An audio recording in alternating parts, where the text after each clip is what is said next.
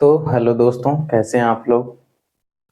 तो सफलता एक्सप्रेस के इस धुआंधार एपिसोड में आपका स्वागत है। हम लोग देख रहे थे बीएस से और इसमें सेक्शन 39 तक हम लोग देख चुके हैं। ठीक है, तो अब हम लोग सेक्शन 40 से देखेंगे आज। ठीक है, तो चलिए स्टार्ट करते हैं। तो सेक्शन 39 में हम लोग पढ़े थे ओपिनियन ऑफ एक्सपर्ट।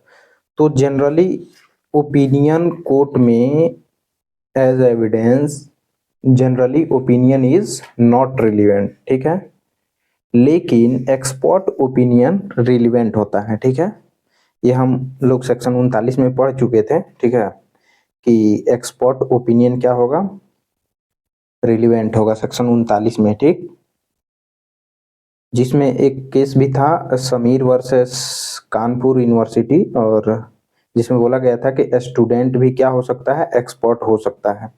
ठीक है, और Kanchan Singh versus state of Gujarat.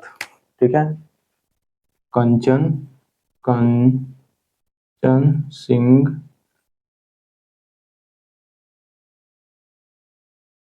Singh versus state of Gujarat में ये बोला गया था कि ओपिनियन जो है एक्सपर्ट से ही लिया जाएगा। ठीक है, और ओपिनियन उसी चीज पे लिया जाएगा जिस पर एक्सपर्ट ओपिनियन रिक्वायर है। ठीक है, रिक्वायरमेंट है उसका। ये नहीं कि किसी पे भी हम लिए फिर रहे हैं, जिस पे एक्सपर्ट का ओपिनियन लेना रिक्वायर्ड है, रिक्वायरमेंट है, उस चीज पे लेना ही पड़ेगा, तभी लिया जाएगा। और वो ओपिनियन किससे लिया जाएगा, एक्सपर्ट से ही लिया जाएगा। ठीक है, तो इसमें बोला गया था। ठीक है, और एक और केस था समीर वर्सेस कानपुर यूनिवर्सिटी। इसमें बोला गया था कि एक एक्सपर्ट क्या हो, स्टूडेंट भी एक एक्सपर्ट हो सकता है। ठीक है, तो उसमें बोला गया था। चलिए तो देख लेते हैं। तो ओपिनियन ऑफ एक्सपर्ट में हम लोग पढ़े थे। चलिए सेक्शन पढ़ के हम बता देते हैं। 39, आप लोग के पास बेयर एक्ट होना चाहिए। ठीक है, बिना बेयर एक्ट काम नहीं चलेगा। 39 आजा बाबू। तो सुनिए, the court has to form an opinion upon the point of foreign law, science और आर्ट और any other field as identify of handwriting or finger impression, the opinion upon the point of person especially skilled in such foreign law। मतलब जिससे foreign law पे opinion लिया जाएगा वो specially skilled होना चाहिए, और साइंस या आर्ट में या any other field question as to identify handwriting और फिंगर इम्प्रेशन। ठीक है, तो ओपिनियन ऑफ एक्सपर्ट, तो इसमें किस किस चीज में 39 में किस किस चीजों पे लिया जा सकता है ओपिनियन ऑफ एक्सपर्ट। तो इसमें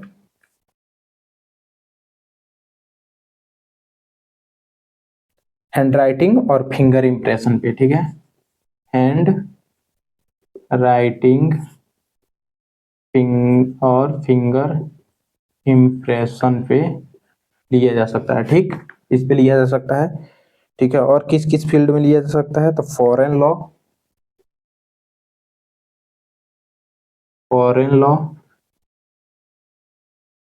साइंस एंड आर्ट।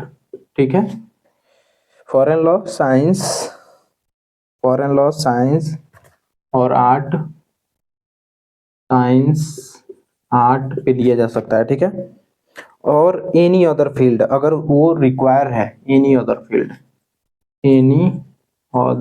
फील्ड। ठीक, तो देखिए 39 में ओपिनियन ऑफ एक्सपर्ट का ओपिनियन किस किस चीजों पे लिया जा सकता है, तो हैंड राइटिंग पे, फिंगर इम्प्रेशन पे, फॉरेन लॉ पे, साइंस पे, आर्ट पे और एनी अदर फील्ड, अगर कोर्ट को ऐसा लगता है कि उस पे ओपिनियन लेना नेसेसरी है। ठीक है, आवश्यक है या जरूरत है, तो लिया जा सकता है। ये 39 में है। ठीक है, चलिए 40 में क्या है कि fact bearing upon the opinion of expert, कि ओपिनियन जो है, जो एक्सपर्ट का ओपिनियन लिया जाएगा वो फैक्ट के बेसिस पे ही लिया जाएगा। ये नहीं कि कुछ आउंज गाउंज कुछ भी बक दे रहा है। एक्सपर्ट तो है लेकिन आउंज गाउंज कुछ भी बक रहा है उसमें, तो नहीं, फैक्ट पे ही लिया जाएगा। ओपिनियन जो लिया जाएगा वो फैक्ट पे ही लिया जाएगा। ठीक है, और किसी चीज पे नहीं लिया जाएगा, ठीक है।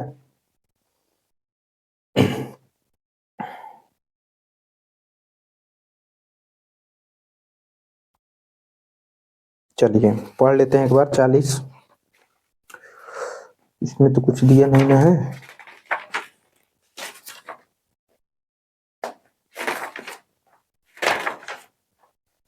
दो बुक से हम पढ़ा रहे हैं, एक बटुकलाल से और एक जो पहले से हम पढ़ाते हैं उससे पढ़ा रहे हैं, ठीक है।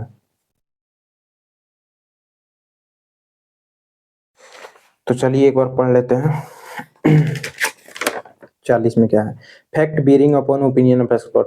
Correct, fact not otherwise relevant, ठीक है, are relevant if they support और are inconsistent with the opinion of experts when such opinion are relevant, ठीक है। जैसे मान लीजिए अगर वो रिलेवेंट नहीं था, लेकिन अगर वो एक्सपर्ट के ओपिनियन से इनकंसिस्टेंट हो रहा है तो भी वो रिलेवेंट हो जाएगा, ठीक है। या अगर वो एक्सपर्ट का ओपिनियन उसको क्या कर रहा है, सपोर्ट कर रहा है, तो भी वो रिलेवेंट हो जाएगा, ठीक है, अदरवाइज नहीं होगा। कोई भी फैक्ट रिलेवेंट नहीं होगा जब तक कि वो अगर एक्सपर्ट के ओपिनियन से को सपोर्ट नहीं कर रहा है या तो उसके इनकंसिस्टेंट हो जा रहा है, ठीक है।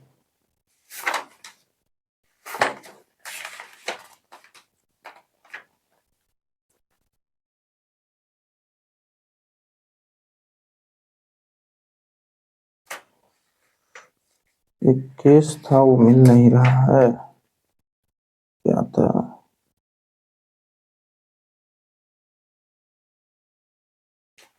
कौन सा केस था?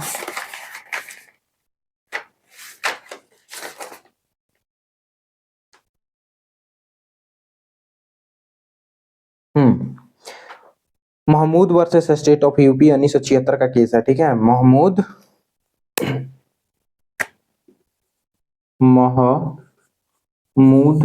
वर्सेस स्टेट ऑफ यूपी, ठीक है, 1976 का केस था। इसमें बोला गया कि on the sole basis of expert opinion conviction नहीं हो सकता है, ठीक है। मतलब कि एक्सपर्ट के ओपिनियन पे ही सिर्फ कन्विक्शन नहीं हो सकता है, उसके सहयोग के लिए और भी एविडेंस चाहिए, सर्कमस्टेंशियल एविडेंस चाहिए, ठीक है। No conviction on expert evidence, ठीक है। It would be highly unsafe to convict a person on the sole testimony of an expert, ठीक है। इसमें बोला गया था Mahmood versus state of UP में कि क्या है, मतलब एक्सपर्ट के ओपिनियन पे ही कि हाँ ठीक है सिर्फ कन्विक्शन नहीं हो सकता है, ठीक है, कुछ और भी सर्कमस्टेंशियल एविडेंस चाहिए। जैसे मान लीजिए कि हमने तो बोल दिया कि हाँ उसको पहले पहले जहर दिया गया था फिर टांगा गया था, हमने तो बोल दिया अपने बेसिस में, लेकिन लेकिन जिसपे ये शक हो रहा है वो जहर खरीदा ही नहीं था, तो कैसे हो सकता है? हाँ अगर वो जहर खरीदा भी हो और ये भी एक्सपर्ट बता रहा है कि टांगने से वो उसके जैसे सुसाइडल केस था, लेकिन बाद में पता चला किसमें पोस्टमार्टम में कि पहले इसको जहर दिया गया था या पहले इसको खाने में ऐसा चीज दिया गया था जिससे इसको क्या हो गया, एलर्जी हो गया और दम फूलने से इसकी मृत्यु हो गई। फिर इसको टांग दिया गया कि पता ना चले और सुसाइड नोट छोड़ दिया गया, मतलब उसके ही राइटिंग में या जो भी हो, तो या नहीं भी छोड़ा गया तो ऐसा दिखाया गया कि वो उसने सुसाइड किया है, ठीक है, खुद से। तो उसमें ओपिनियन ऑफ एक्सपर्ट क्या हो जाएगा, रिलीवेंट हो जाएगा। लेकिन on the sole basis of opinion expert testimony of an expert, sole testimony of an expert, उसको कन्विक्शन नहीं हो सकता है, और भी एविडेंस चाहिए, ठीक है। वो बोला गया था Mahmood versus state of UP में। चलिए इतना ठीक, आ जाइए आगे। और एक और केस था Abul Rahman versus state of Mysore, ठीक है। Abul Rahman versus state of Mysore. Abul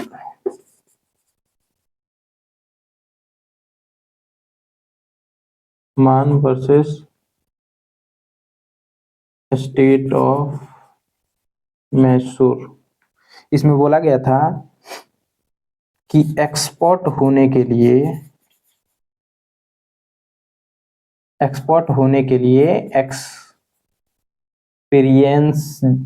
की जरूरत है, सर्टिफिकेट की नहीं। ठीक है, मैंने बोला गया था Abul Rahman versus state of Mysore में कि एक्सपोर्ट होने के लिए एक्सपीरियंस की जरूरत है, न कि सर्टिफिकेट की। ठीक है, मतलब डिग्री की जरूरत नहीं है। चलिए अब आ जाइए opinion as to handwriting और साइन 41 में है। चलिए इसको पढ़ लेते हैं फटाफट, ज्यादा कुछ नहीं है इसमें। Opinion hand writing and signature when relevant. Correct. When the court has to form an opinion as to person by whom any document was written or signed, the opinion of any person acquainted with the handwriting of the person by whom it is supported to be written or signed, that it was or was not written, signed by that person, is a relevant fact. ठीक है, मतलब मान लीजिए कि किसी व्यक्ति का यह सिग्नेचर है कि नहीं है, कैसे वो प्रूव होगा। ठीक है, तो भाई या तो एक्सपर्ट बुला लो, उससे लिखवा लो, मैच करवा लो, या खुद जज साहब मैच कर लेंगे। ठीक है, तो आइए एक्सप्लेनेशन पढ़ते हैं। Person is said to be acquainted with the handwriting of another person when he has seen that person। देखिए मतलब क्या कि कैसे पता चलेगा, तो या तो उसको लिखते हुए किसी ने देखा हो। ठीक है, जैसे मान लीजिए कि हम टीचर हैं और हम बच्चे की कॉपी जांच करते रहते हैं, तो मुझे तो पता होगा कि उसका राइटिंग क्या है, उसका राइटिंग क्या है, वो कैसे लिखता है, वो कैसे लिखती है, पता तो होगा ना। तो जो उस व्यक्ति को हमेशा लिखते हुए देखा है तो उसको बुला के देख लेंगे। ठीक है, तो वो कह रहा है और when he has received document purporting to be written by that person in answer to document written by himself or under his authority and addressed to that person, or when in ordinary course of business। जैसे क्या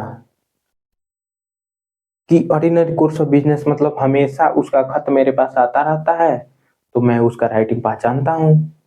ordinary course of business जो भी हो, जैसे हमेशा वो मेरे दुकान से सामान बाई लेटर भेजता है कि हाँ ये सामान मुझे चाहिए, मैं यहाँ से पैक करा के भेज देता हूँ, तो ये भी तो हो सकता है ना। तो वही कह रहा है, तो उस व्यक्ति को बुला लो, ठीक है, जो जानता है उसका राइटिंग। ठीक है, और when in ordinary course of business document purporting to be written by that person have been habitually submitted to him। ठीक है, तो ये कोई खास नहीं। दूसरा देख, when court has to form an opinion as to the electronic signature of person, the opinion of certifying authority। ठीक है, अगर मान लीजिए इलेक्ट्रॉनिक सिग्नेचर को एथी करना है, वेरीफाई करना है कि उसका है कि नहीं है, तो भाई सर्टिफाइंग अथॉरिटी को बुला ले।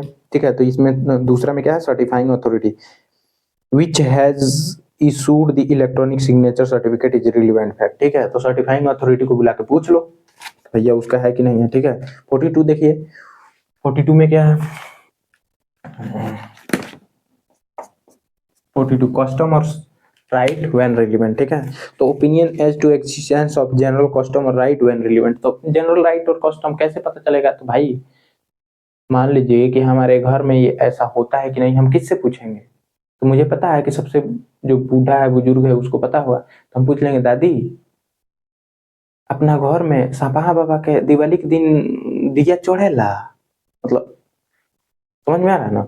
जैसे कस्टम क्या है, हम लोग का रीति रिवाज क्या है कि नहीं दिवाली के दिन नहीं चढ़ता है उनके पास, बाकी हर दिन चढ़ाया जा सकता है, दिवाली के दिन सपहा बाबा को नहीं चढ़े। मतलब एक बात कर, तो मतलब कहने का मतलब है कि किस किस कस्टम में कैसा कैसा रीति रिवाज होता है, कैसे पता चलेगा, तो भाई उसी कस्टम को फॉलो करने वाले लोगों से पूछ लो, सबसे बुजुर्ग लोग को पूछ लो, उनको पता होगा। तो सुनिए, when the court has to form an opinion as to existence of any general custom or right, the opinion as to the existence of such custom or right of the person who would be likely to know of existence of it is existed are relevant। ठीक है, मतलब जो उस custom को, उस custom में जो लोग जिए हैं, जो रहते हैं उन्हीं में से ना किसी को। अब मान लो कि कस्टम का बात हो रहा है हमारे हिंदू रिलीजन में, हम मुस्लिम को बुला के पूछ रहे हैं, या मान लो कस्टम का बात हो रहा है हमारे क्या बोलते हैं खोखो जाति में, हम पूछ रहे हैं गारो में, खासी में, या जयंतिया जाति से, है ना, तो ऐसे हो सकता है नहीं ना। मतलब जिस कस्टम और राइट्स को कोई फॉलो कर रहा है उसी में से किसी व्यक्ति को, बुजुर्ग को बुला लो, जिसे कोर्ट जानती हो कि हाँ इसको पता होगा, उसको बुला लो, पूछ लो, बस हो गया। The expression general custom right includes a custom और rights common to any considerable class और पर्सन। ठीक है, देखिए सुनिए, the right of the villager, illustration में, the right of the villager of a particular village to use the water of a particular well is a general right within the meaning of this section. ठीक है, जैसे मान लीजिए कि कुएं का पानी हम हमेशा हम लोग यूज करते हैं। अब सरकार क्या कहती, वो नल जल वाला सिस्टम लगा दी। अब कहीं कि कुआं का पानी तुम लोग यूज नहीं करोगे तो भैया हम लोग चले जाएंगे कोर्ट। भाई हम लोग शुरू से उसको यूज करते आ रहे हैं, सरकार कैसे पाबंद लगा सकती है? नल जल लगा देगी तो इसका मतलब ये थोड़ा नहीं हुआ कि हम लोग को, हाँ ये उसमें वो बोल सकती है कि हम इसलिए कुएं का पानी मना कर रहे हैं क्योंकि उससे लोग बीमार पड़ते हैं, साफ सफाई नहीं रहता है, पहले के जमाना गया, अब लोग थोड़ा स्वच्छता पे ज्यादा ध्यान दे रहे हैं। तो इस टाइप से तो बोला जा सकता है, ये नहीं कि आप यूज नहीं करेंगे भैंस को धुलने में या अन्य काम को करने में, है ना। पीने योग्य नहीं है वो अलग बात है, ठीक है, पूरी तरह से मना नहीं कर सकती है ना गवर्नमेंट। मतलब कोई भी व्यक्ति अगर आए कहे कि अब कुएं पे मेरा अधिकार है, वहीं आसपास का कोई व्यक्ति, है ना, तो अगर हम लोग पहले से ही यूज करते आ रहे हैं तो हम लोग कोर्ट जा सकते हैं क्योंकि हम लोग का वो पहले से राइट था उस कुएं के पानी को यूज करना। ठीक है, तो यही ये सेक्शन है। 43 क्या है, opinion as to usage tenets. तो हाँ मतलब क्या, अब हम लोग कोर्ट चले गए कि कुएं का पानी हम लोग को यूज नहीं किए करने दे रहा है, तो कोर्ट किससे पूछेगी? तो वही उसी गांव के किसी व्यक्ति को, प्रतिष्ठित व्यक्ति, बूढ़े व्यक्ति को या किसी को भी बुला के पूछ लेगी कि बताओ कि फलाने जो व्यक्ति कह रहे हैं कि हम पहले से ही यूज करते आ रहे हैं, ये सही बात है? तो कहेंगे जी हुजूर हम लोग पहले से ये लोग यूज करते थे, कोर्ट उसको मान लेगी, रिकॉग्नाइज, रिलीवेंट हो जाएगा। 43 क्या है, opinion as to usage tenants ETC when relevant. ठीक है, 43 में, when the court has formed an opinion to usage and tenants of any body of men or family, ठीक है,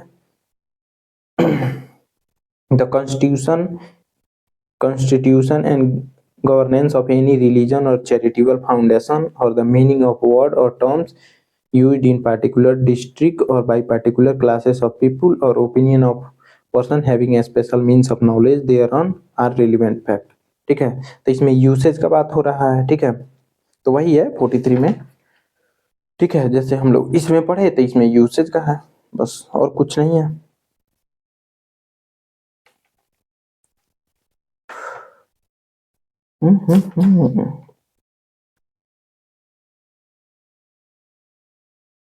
ठीक है, तो उस यूसेज के बारे में या मान लीजिए कि उस यूसेज के बारे में या टेनेंट्स के बारे में, ठीक है, या उस व्यक्ति के बारे में या उस फैमिली के बारे में जिसको पता है उसको बुला लो, पूछ लो। ठीक है, जिसको पता है उसके बारे में उसको बुला लो, मतलब ओपिनियन उसमें वही दे सकता है जिसको जानकारी है, जिसको जानकारी नहीं है वो क्या देगा। ठीक है, 44 है, opinion on relationship when relevant. ठीक है, तो रिलेशनशिप में ओपिनियन कब रिलेवेंट होगा? तो भैया जो रिलेशनशिप में है नहीं उसी का तो रिलेवेंट होगा। ठीक है, लेकिन जो भी इसमें ओपिनियन दिया जा रहा है वो रिलेवेंट तो है लेकिन कंक्लूसिव प्रूफ नहीं है। ठीक है, कंक्लूसिव प्रूफ समझ रहे हैं ना, कंक्लूसिव प्रूफ वो होता है कि उसी बेसिस पे हम जजमेंट सुना दिए या उसी बेसिस पे हम किसी को कन्विक्शन कर दिए, समझ में आ रहा है, तो उसे कंक्लूसिव प्रूफ बोलता है। सुनिए, रिलेवेंट है लेकिन कंक्लूसिव प्रूफ नहीं है इसमें। किसमें? इस जो सेक्शन में हम लोग अभी पढ़ रहे हैं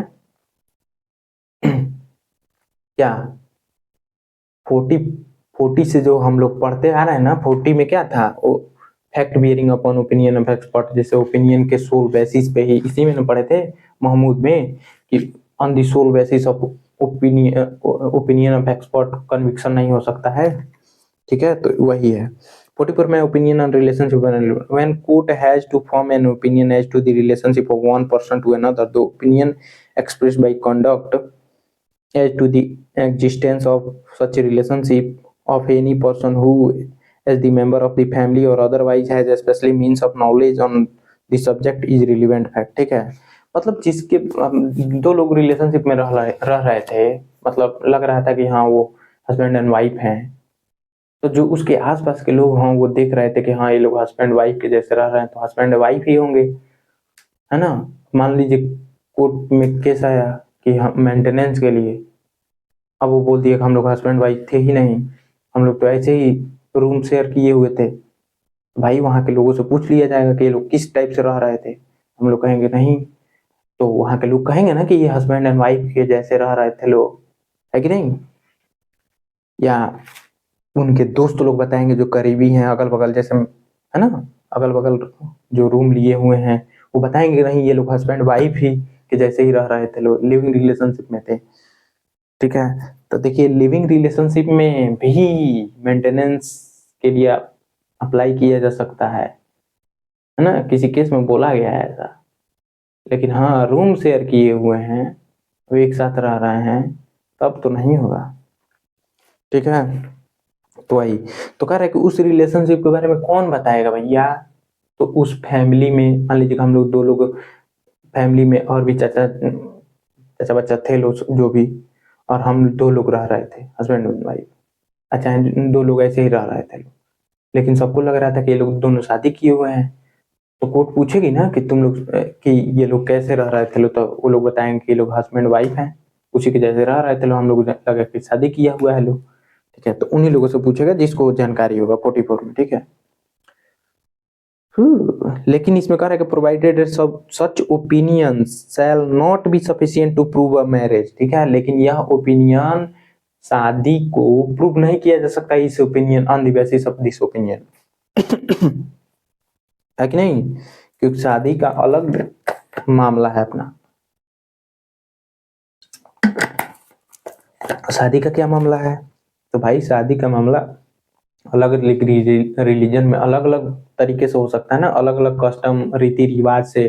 जैसे हिंदू में क्या है कि आग के 7 फेरे लेने होते हैं, 7 वचन होते हैं जो भी, है ना, कान में गुनगुनाना या दो पता नहीं क्या क्या, तो 7 फेरे आग के वो क्या है, बिना उसके शादी वैलिड नहीं है हिंदू में। तो वही कह रहा है कि प्रोवाइडेड मैंने प्रोविजो जो बोल रहा है 44 का कि opinion shall not be such opinion shall not be sufficient to prove a marriage in the proceeding under Divorce Act 1869 or in the prosecution under the section 82 and 84 of the BNS। ठीक है ना, BNS में 82 या 84 या divorce act में जो भी marriage को प्रूव नहीं करता है ये कि हाँ रिलेशनशिप में रह रहे थे लोग, तो हस्बैंड वाइफ ही हैं चाहे जो भी, है ना।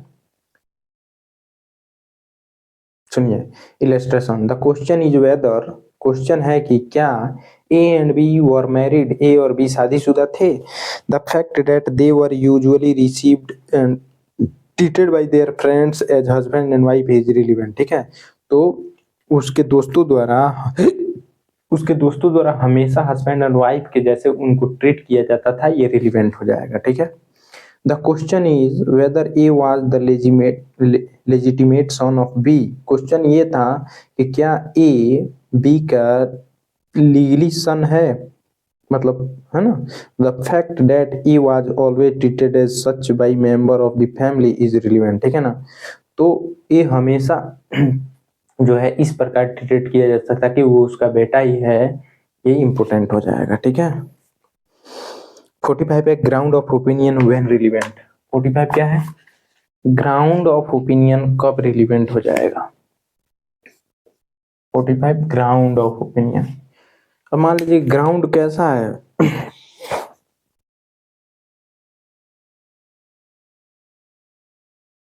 कि उसका ग्राउंड ही रिलेवेंट है, तो भाई रिलेवेंट होगा, ये ग्राउंड ही जब ये रिलेवेंट होगा। तो सुनिए, whenever the opinion of any living person is relevant, the ground on which such opinion is based are also relevant। ठीक है,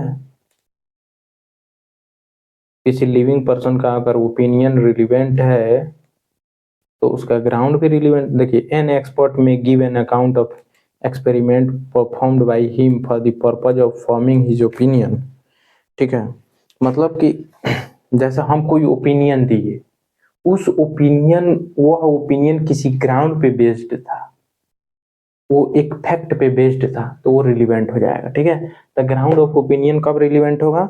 अगर वो ग्राउंड किसी फैक्ट पे बेस्ड था और उससे रिलेटेड था, मतलब जिस चीज की बात हो रही थी, जैसे मान लीजिए कि किसी भी चीज की बात हो रही हो, अगर उसमें हम कोई ओपिनियन दे रहे हैं, उस ओपिनियन के बेसिस पे कोई फैक्ट जुड़ा हुआ है, रिलीवेंट है, तो वो रिलीवेंट हो जाएगा 45 में। ठीक है, अब सुनिएगा एक Manoj versus state of Haryana में, नहीं Manoj versus state of Haryana नहीं था, एक और कोई केस था, बता रहे हैं, एक मिनट।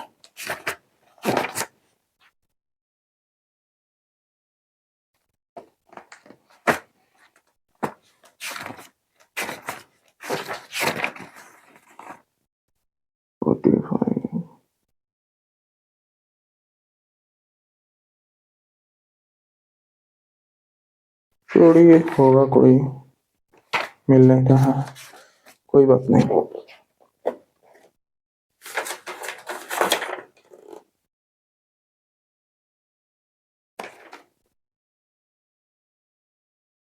चलिए आ जाइए अगले पे। कितना टाइम हो गया, ज्यादा हो गया क्या? क्योंकि रात के 2:30 से ऊपर हो रहा है। चलिए थोड़ा थोड़ा देख लिया जाए फटाक से।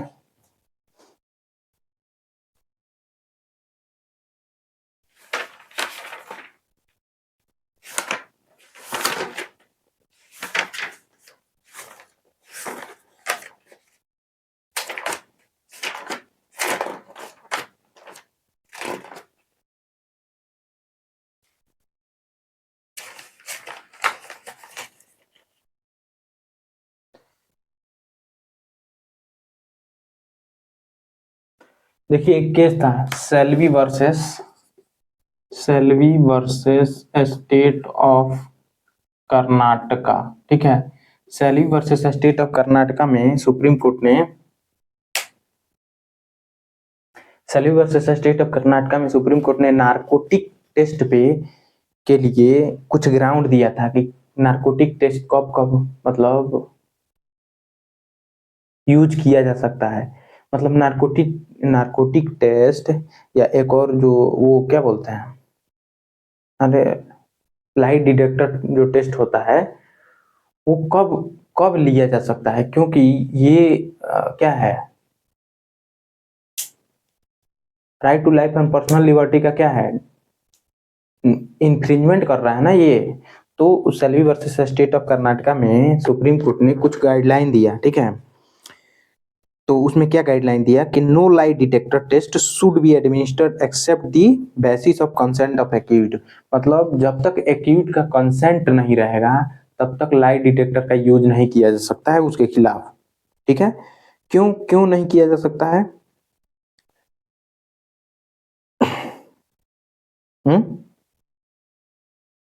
मतलब पोलीग्राफी या examination of brain electrical activation profile, ठीक है ना, BEAP इसको शॉर्ट में बोला जाता है, उसका यूज नहीं किया जाएगा। ठीक है, क्योंकि वो उसके सेल्फ इंक्रिमिनेशन का वायलेशन है। ठीक है ना, राइट अगेंस्ट सेल्फ इंक्रिमिनेशन, ठीक है ना, सेल्फ इंक्रिमिनेशन के अगेंस्ट में है।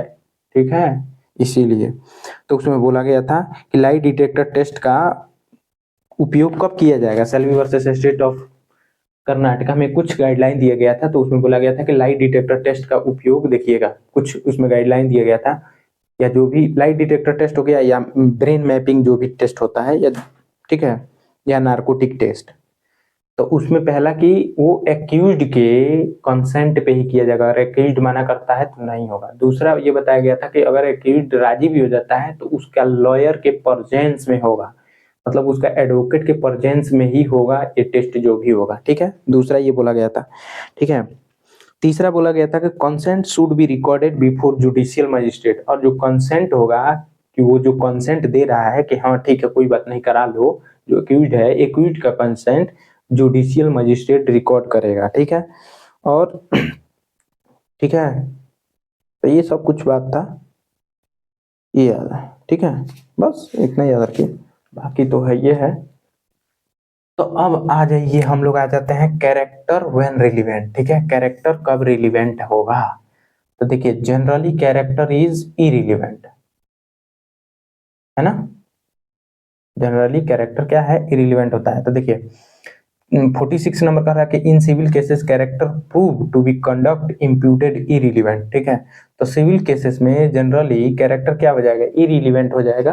किताब गिरने वाला है, ठीक है। तो देखिए सिविल केसेस का बात करता है, तो सिविल केस में कौन कौन, 46 और 50 दो केस हैं जो सिविल केसेस में आएंगे, दो सेक्शन, और ये तीनों क्रिमिनल केस में आएंगे, क्योंकि इसमें लिखा ही है कि in criminal cases previous good conduct relevant, मतलब क्रिमिनल केसेस में प्रीवियस बैड कंडक्ट रिलीवेंट नहीं है।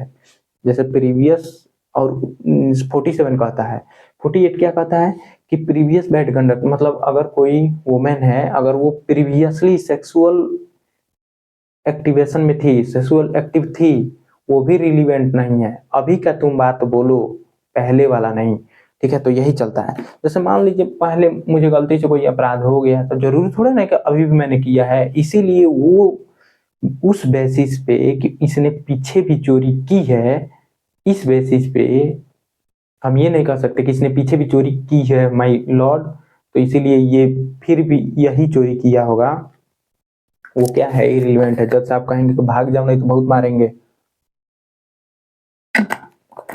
पीछे क्या हुआ उससे मुझे मतलब नहीं है, अभी का तुम बताओ कि अभी क्या है, ठीक है। अभी इसने चोरी की है कि नहीं, पीछे वाला हम नहीं सुनेंगे, है ना।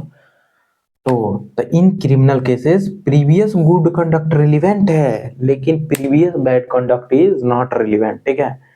क्यों, आपको पता ही है कि जज साहब जो हैं ये खूब सुंदर जज साहब बैठे हुए हैं, है ना, चेयर पर बैठे हुए हैं, ठीक। अब ये क्या कहेंगे, ये किसके तरफ से बोलेंगे जज साहब, बताइए, जज साहब किसके तरफ से बोलेंगे। हाँ, आदमी भी बनाने का ढंग नहीं है, ठीक, ये हो गया,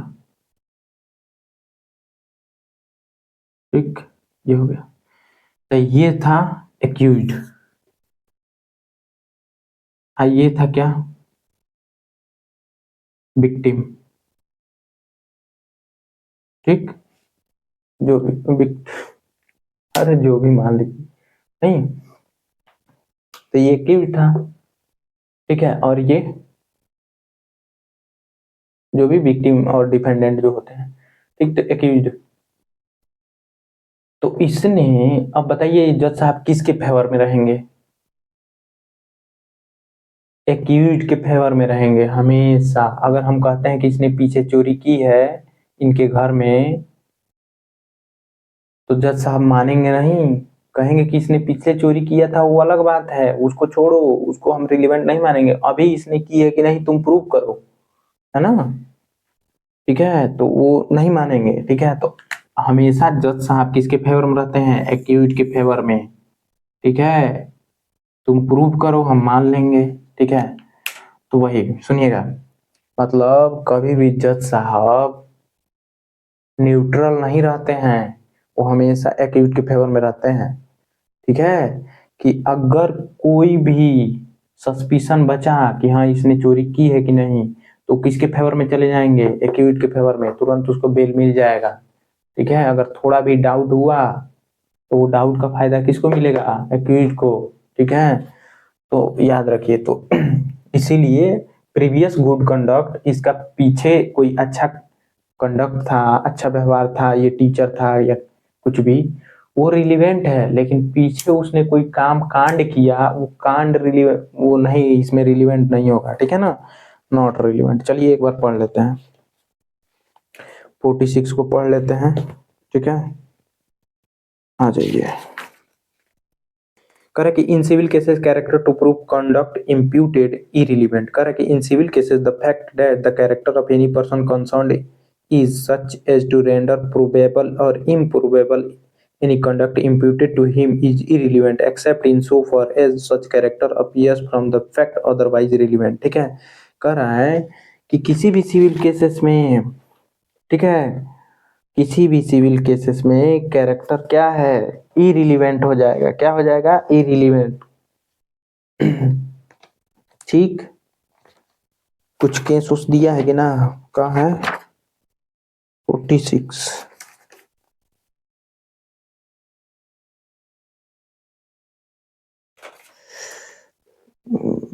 रिलीवेंट कर,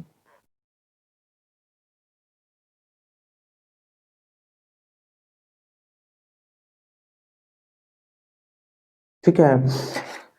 कह रहा है कि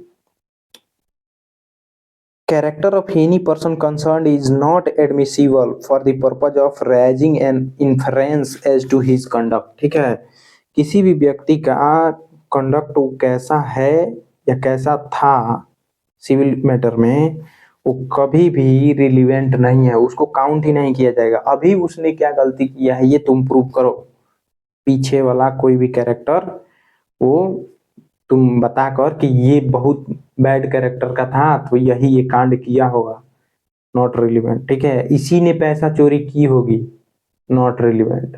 ठीक है, अब 47 सुनिए। In criminal cases previous good character relevant. In criminal proceeding the fact that person conducted is a good character is relevant. ठीक है, तो देखिए 47 क्या कहता है कि जज साहब को तुम बताओगे कि हुजूर ये तो एक शिक्षक है, ये कैसे ऐसा काम कर सकता है। जज साहब उस बात को रिकॉग्नाइज करेंगे कि भाई सच में ये शिक्षक है तो ये कैसे कर सकता है। अब भाई तुम प्रूव करो कि उसने ही किया है। हम मान लेंगे कि हाँ ये शिक्षक है लेकिन बहुत खतरनाक है ना, बहुत शरारती आदमी है ना, लड़कियों को नहीं पीटता है, लड़कों को बहुत मार मारता है, मार के गतान बना देता है ना, क्योंकि लड़कों से जलता है, लड़कियां सब उसकी बहनें हैं, लेकिन लड़कों को भाई नहीं मानता है, बहुत मारता है। तो तुम प्रूव करो, है ना, तभी हो पाएगा। तो 47 कहता है in criminal cases good conduct relevant हो जाएगा। 48 में क्या है? एविडेंस ऑफ कैरेक्टर और previous sexual experience not relevant in certain cases. ठीक है, कह रहा है 48 है ना, 48 ये कहता है कि अगर प्रीवियसली वो वोमेन कोई थी, वो सेक्सुअल एक्टिव थी कि नहीं थी, वो नॉट रिलीवेंट है। ठीक है, अभी वो कह रही है कि मेरे साथ इसने क्या किया, जबरदस्ती किया, बस क्या लगेगा? रेप का केस लगेगा, है ना। तो रेप का केस लगेगा। अब आप प्रूव करो कि उसका कंसेंट था। अगर वो कह रही है कि मेरा कंसेंट नहीं था तो कोर्ट मान के चलेगी कि कंसेंट नहीं था, है ना। अब तुम कह रहे हो कि नहीं इसने पीछे भी मेरे साथ ऐसा किया है, नॉट रिलीवेंट। आप कोई प्रूफ दे दो, फोटो दे दो, कुछ भी दे दो पीछे वाला, नॉट रिलीवेंट। अभी तुम प्रूव करो कि उसका कंसेंट था कि नहीं था। ठीक है, अगर वो कह दी कि मेरा कंसेंट नहीं था तो कोर्ट मान लेगी कि नहीं था और वो रेप के केस में आएगा। पीछे अगर वो तुम्हारी गर्लफ्रेंड है, मान लो, ध्यान से सुनना भाई, 48 कितना इंपॉर्टेंट है। अगर वो तुम्हारी गर्लफ्रेंड है, पीछे भी तुम लोग है ना मिंगल थे, मतलब जो भी, लेकिन अभी वो बोल दी कि नहीं अब की बार जो मैं गई थी उसके रूम, मेरा कंसेंट नहीं था, बस भैया गए आप रेप के केस में झुलाते रहिए, है ना। आप प्रमाणित कैसे करेंगे कि कंसेंट था? क्या उसका कोई एविडेंस है आपके पास? बताइए, कोई एविडेंस मिल पाएगा? नहीं ना, बस तो गए रेप में। ठीक, तो 48 एकदम समझ लीजिएगा क्या है, एविडेंस ऑफ कैरेक्टर और previous sexual experience not relevant in certain cases. चलिए पढ़ लेते हैं। In prosecution for an offence under 64, समझ रहे हैं ना, 63 रेप है, 64 रेप का पूरा वो दिया हुआ है, कब कब, है ना, BNS भारतीय न्याय संहिता का। ठीक है ना, रेप से रिलेटेड, ये सब वुमेन से रिलेटेड ऑफेंस। सुनिए, in prosecution for an offence under 64, 65, 66, 67, 68, 69, 70, 71, 72, 70 नहीं, 71, 72, 73 नहीं है। ठीक है ना, 72, 73 नहीं है, 74, 75, 76, 77, 78। ठीक है ना, देखिए क्या है 64 से लेके 78 तक एक्सेप्ट 72 एंड 73, ठीक है, भारतीय न्याय संहिता 2023, और attempt to commit any such offence where the question of consent is in issue, ठीक है, कंसेंट इज इन इशू, प्रश्न ही ऐसा है कि वो कंसेंट था कि नहीं था, वो लड़की बोल दी, कोर्ट शैल प्रिज्यूम, कोर्ट ये मान लेगी कि लड़की का कंसेंट नहीं था, अब तुम प्रूव करो। तो evidence of character of victim और such person previous sexual experience with any person shall not be relevant on the issue of such consent और क्वालिटी ऑफ कंसेंट, ठीक है, क्या समझ रहे हैं ना। पीछे वो सेक्सुअली एक्टिव थी कि नहीं थी, ये क्वेश्चन है ही नहीं, आप प्रूव कर दो कि मेरी गर्लफ्रेंड है और हम लोग पीछे भी मिंगल हो चुके हैं, है ना, पीछे भी कोर्ट नहीं मानेगी, अभी कंसेंट नहीं है ना, अभी वो बोल दी ना कि मेरा कंसेंट आपके पास नहीं था, बस रेप लग गया, रेप का केस, याद रखिए, ठीक है। 49 previous bad character not relevant accept in reply, ठीक है ना। 49 कहता है कि previous bad character not relevant, जैसे हम कह रहे हैं कि उसने चोरी किया था पीछे भी, तो इसीलिए इस बार भी उसने चोरी किया है, नॉट रिलेवेंट, बताया ना 49 नॉट रिलेवेंट। अगर आप कहते हैं कि हाँ पीछे कोई उसका अच्छाई बात बता रहे हैं तो वो रिलेवेंट है, गुड कैरेक्टर बताएंगे रिलेवेंट है, बैड कैरेक्टर नॉट रिलेवेंट। लेकिन लेकिन लेकिन कब वो रिलेवेंट हो जाएगा पीछे, जब उसका कैरेक्टर ही वही वही बात गुड, जैसे अगर वो कोई बात कह रहा, कोई कह रहा है जैसे हमने गुड का दे दिया तो वो बैड का दे सकता है, देखिए हुजूर ये कह रहा है कि ये गुड गुड कैरेक्टर का है, जब कैरेक्टर ही क्वेश्चन में है और हम अपनी तरफ से दे रहे हैं कि हम गुड कैरेक्टर के हैं, तो वो उस तो उसके खिलाफ वो बैड कैरेक्टर का भी दे सकता है, लेकिन वो पहले बैड कैरेक्टर का दे रहा है, नॉट रेलिवेंट।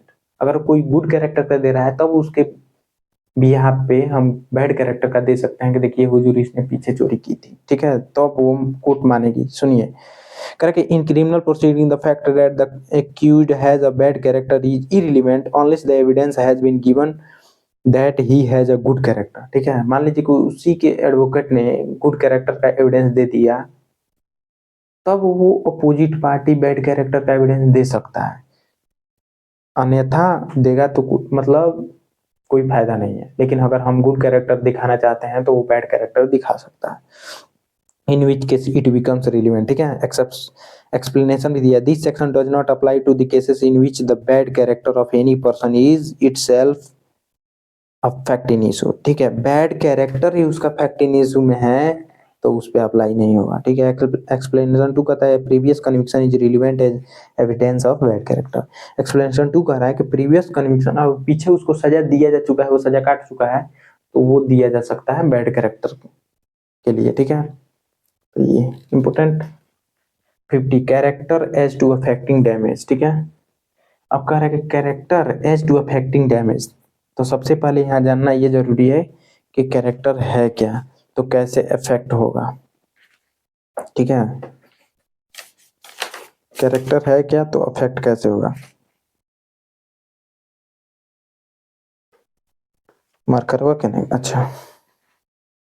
अब देखिए तो कैसे अफेक्ट होगा, अफेक्टिंग डैमेज, तो कैरेक्टर भैया दो तरह का होता है, एक होता है रेपुटेशन, एक होता है डिस्पोजिशन, ठीक है। रेपुटेशन क्या है, डिस्पोजिशन, रेपुटेशन वो है जो समाज में सबको पता है कि हाँ मुकेश भाई पढ़ावत रहे यूट्यूब पर, है ना, जो जो देखेंगे लोग कहेंगे लोग मुकेश यूट्यूब पढ़ाता है, वो एक अच्छा मतलब व्यक्ति है, अच्छा टीचर है, अच्छा पढ़ाता है, जो भी हो, या खराब पढ़ाता है या जो भी हो, तो उससे मेरी जो भी छवि बन रही है वो है रेपुटेशन, ठीक है, ठीक है। तो अगर कोई इस मतलब यूट्यूब पे आके हमारे बारे में कुछ उल्टा सीधा या कुछ भी बोलता है इस प्लेटफॉर्म पे या कहीं भी पब्लिकली, तो मेरा क्या धूमिल होगा, रेपुटेशन। लेकिन मेरे करीबी जो लोग हैं, मेरे रूममेट, मेरे दोस्त, जैसे अभिषेक, जैसे आशीष, वो लोग अगर मेरे बारे में कुछ इंटरनल बात बताते हैं या फैलाते हैं, भ्रमित करते हैं लोगों को, ठीक है, तो वो ले जाएंगे, मेरा रेपुटेशन तो जाएगा ही, डिस्पोजिशन भी जाएगा। तो वो है डिस्पोजिशन। जो मेरा इंटरनल बात, जो मेरा खास मित्र, मेरे फैमिली, मेरे दोस्त, वो लोग मेरे करीब से जानते हैं, तो वो लोग जो मेरे बारे में जानते हैं वो डिस्पोजिशन है। जो पूरी दुनिया मुझे जानती है वो मेरा रेपुटेशन है। जो पूरी दुनिया मेरे बारे में जो जानती है, यूट्यूब या फलाने ढिमकाने की मैं एक एडवोकेट हूँ, हाई कोर्ट में प्रैक्टिस कर रहा हूँ, पटना हाई कोर्ट में, है ना, तो ये मेरा रेपुटेशन है। और जो मुझे करीब से जानते हैं वो मेरा डिस्पोजिशन है, ठीक है। तो अब चलिए जानते हैं character as to affecting damage 50। चलिए सुनिए।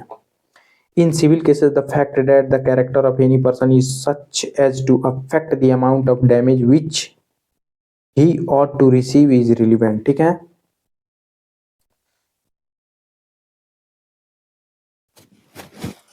अब मान लीजिए कि अब इसमें क्या है, डैमेज कैसे क्या होगा।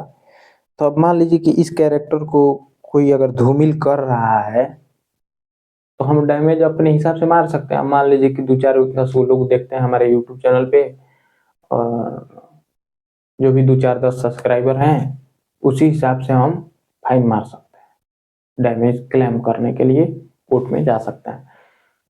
वही अब मान लीजिए हमारे विशाल सर 1 लाख के आसपास सब्सक्राइबर, अब जब भी मान लीजिए कि, और उनका ऐप है, काफी लोग उनको जानते हैं, काफी बच्चे उनसे पढ़ते हैं, पूरे भारत भर में फेमस हैं, जो भी हो। अब उनके बारे में कोई उल्टा सीधा बोलता है तो भाई 4-5 लाख तो मार ही सकते हैं ना, डिफेमेशन केस, ठीक है। तो वो है, समझे।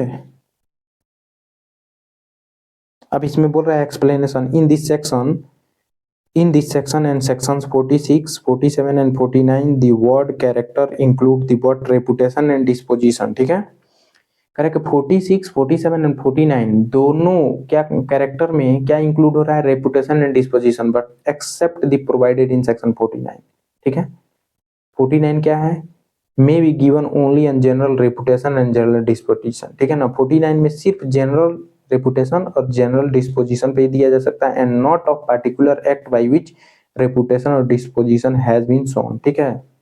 और कोई पार्टिकुलर रेपुटेशन या डिस्पोजिशन को नहीं सूचित किया जाएगा, सिर्फ जनरली सूचित किया जाएगा 49 में, ठीक है। बैड जो कैरेक्टर है मतलब 49 में, जैसे उस क्या कि पीछे उसको कोई कन्विक्शन हुआ है तो वो है ना, जनरली है ना, तो वो दिया जा सकता है, ठीक। सो थैंक्स फॉर वाचिंग, मिलते हैं नेक्स्ट वीडियो में, तब तक के लिए बाय बाय। पढ़ते रहिए, आगे बढ़ते रहिए, ओके।